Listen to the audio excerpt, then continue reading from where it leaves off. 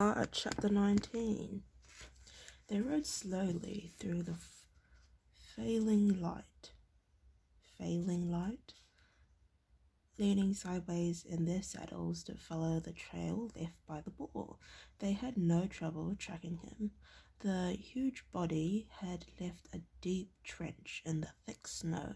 Even without the snow, Will thought it would have been easy. The bull was obviously in a very bad temper. It had slashed at the surrounding trees and shrubs with its tusks as it went, leaving a clear-cut path of destruction through the forest.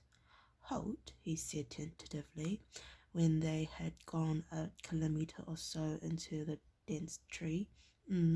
Said Holt a little absently. Why bother the Baron? Couldn't we simply kill the boar with our bows?" Holt shook his head. "He's a big one, Will. You can see the size of the trail he's left. We could take a half a dozen arrows to kill him, and even then he'd take time to die. With a brute like this, it's better to make sure." "How do we do that?" Holt looked up for a second. "I suppose you've never seen a boar hunt." Will shook his head. Holt reined in for a few seconds to explain, and Will brought Tug to a stop beside him. "Well, first," said the ranger, "we'll need dogs. That's another reason why we can't simply finish him off with our bows. When we find him, he'll have most likely gone to ground in a thicket or in deep bushes where we can't get at him. The dogs will drive him out, and we'll have a ring of men around the lair with boar spears." "And they throw them at him?" Will asked. Holt shook his head. "Not if they have any brains," he said. "The boar spear is more than 2 meters long, with a double-sided blade and a crosspiece set behind the blade.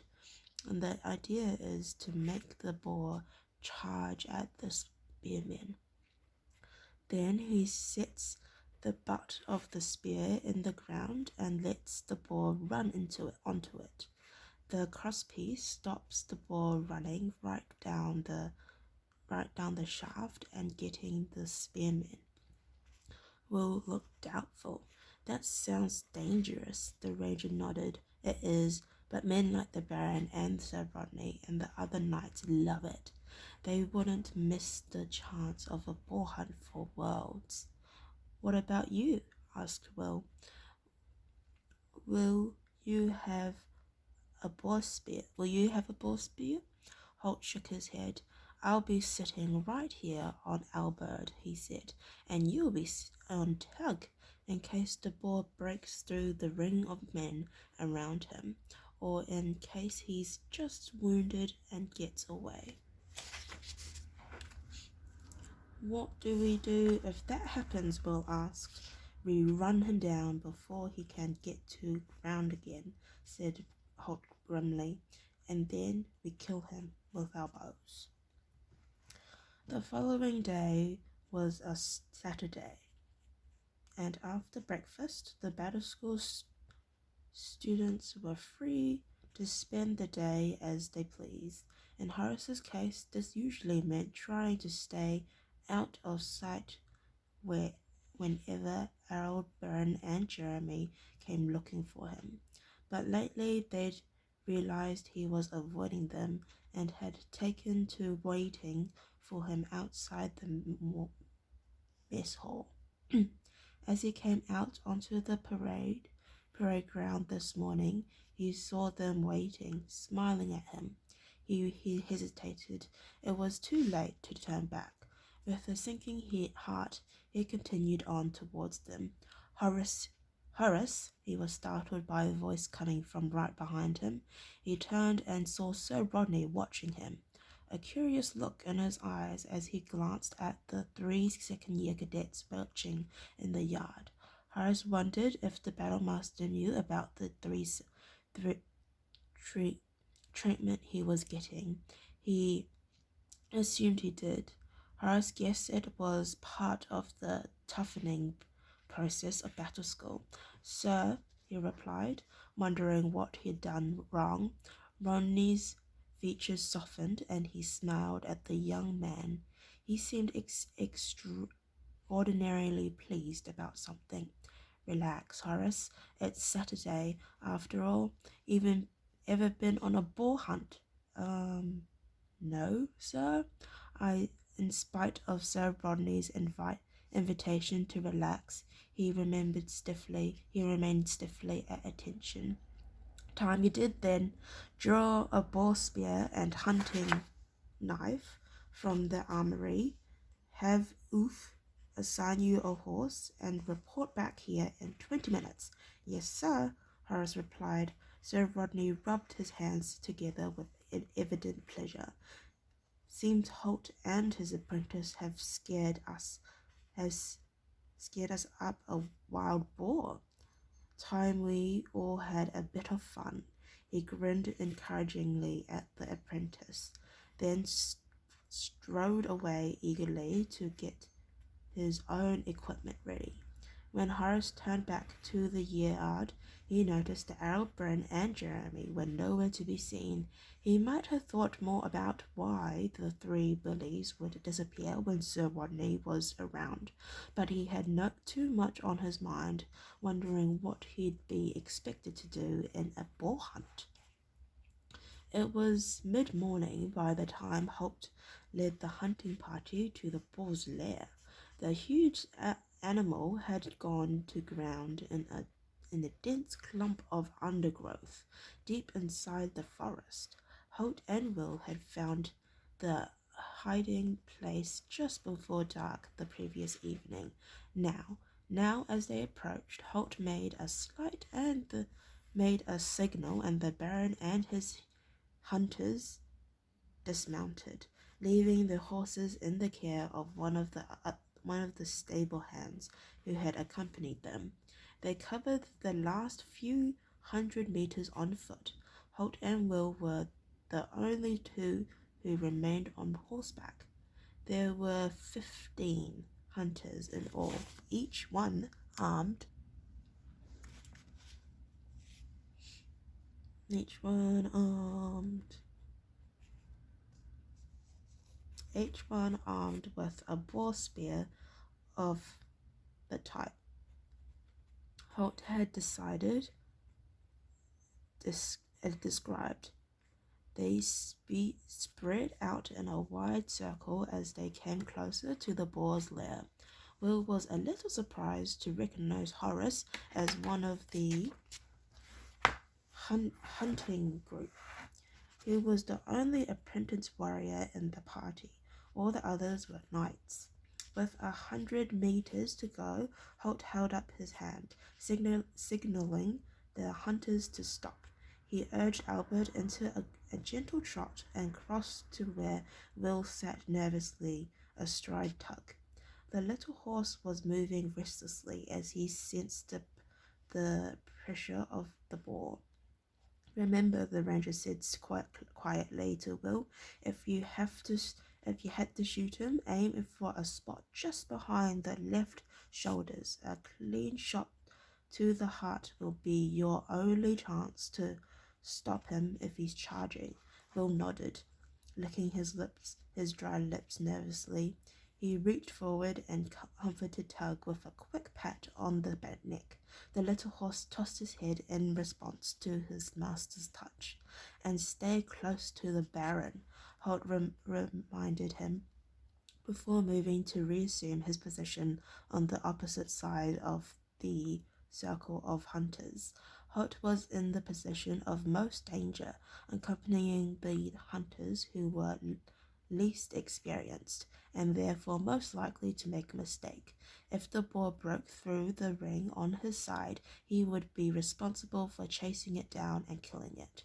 He had assigned Will to stay with the Baron and the more experienced of the hunters, where there was less likely to be trouble.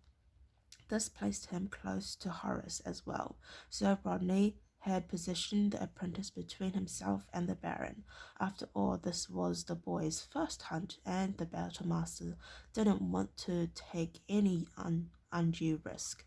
Horace was there to watch and learn. If the boar charged in their direction, he was to let the Baron or Sir Rodney take care of it. Horace glanced up once, making eye contact with Will. There was no animosity in the look. In fact, he gave the ranger's apprentice a strained half-smile. Will realized, watching Horace lick his lips over and over again, that the other boy was every bit as nervous as he was himself. Holt signaled again, and the circle began closing in on the thicket. As the circle became smaller, Will lost sight of his teacher and the other men on the far side of the boar's lair. He knew from Tug's continued nervousness that the boar must be inside the bushes still, but Tug was well trained and continued to move in as his rider urged him gently forward. A deep roaring sound came from inside the thicket, and Will's hair stood on end. He had never heard the cry of an angry wild boar before. The noise was halfway between a grunt and a scream, and for a moment the hunters hesitated. "He's in there! He's in there all right," called the Baron, grinning at Will with excitement. "Let's hope he comes out to our side, eh, boys?" Oh my gosh. Will wasn't at all sure that he wanted the boar to come charging out on their side of the thicket. He thought that he'd like it very well if it went the other way. But the Baron and Sir Rodney were both grinning like schoolboys as they ready their boar spears. They were enjoying this, just as Holt had said they would. Quickly, Will unslung his bow from across his shoulders and fired an arrow and fitted an arrow to the string. He fingered the tip for a moment, making sure it was still razor sharp. His throat was dry. He wasn't sure that he would be able to talk if anyone spoke to him. Ooh, last page. The dogs plunged us against their restraining leashes, setting the echoes awake in the forest with their excited barking. It was their noise that had aroused the boar. Now, as they continued to give voice, Will could hear the huge animal slashing and cutting at the trees and shrubs in its lair with its long tusks. The Baron turned to Bert, his dog handler, and made a hand signal for the hounds to be released. The big, powerful animals were gone almost instantly, flashing across the cleared space off to the thicket and disappearing inside. They were savage, heavily built beasts, bred specifically for the purpose of hunting boar. The noise from the thicket was indescribable. The furious barking of the dogs was joined by the blood-curdling scream of the angry boar. There was a crashing and snapping of bushes and young saplings. The very thicket seemed to shake. Then suddenly the boar was in the clear. He came out halfway round the circle between the point where Will and Holt were stationed. With the infuriated scream, he threw off one of the dogs that still clung to him, paused a moment, then charged at the hunters with blinding speed.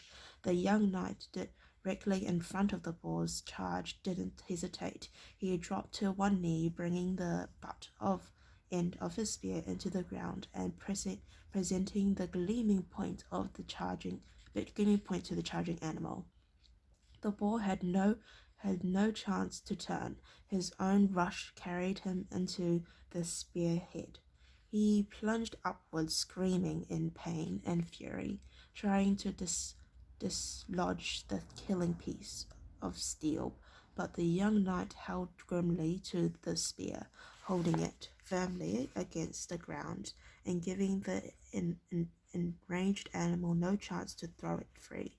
Will watched with wide-eyed alarm as the stout ash shaft of the spear bit like a bulb under the weight of the boar's rush. Then the carefully sharpened tip penetrated to the animal's heart, and it was all over.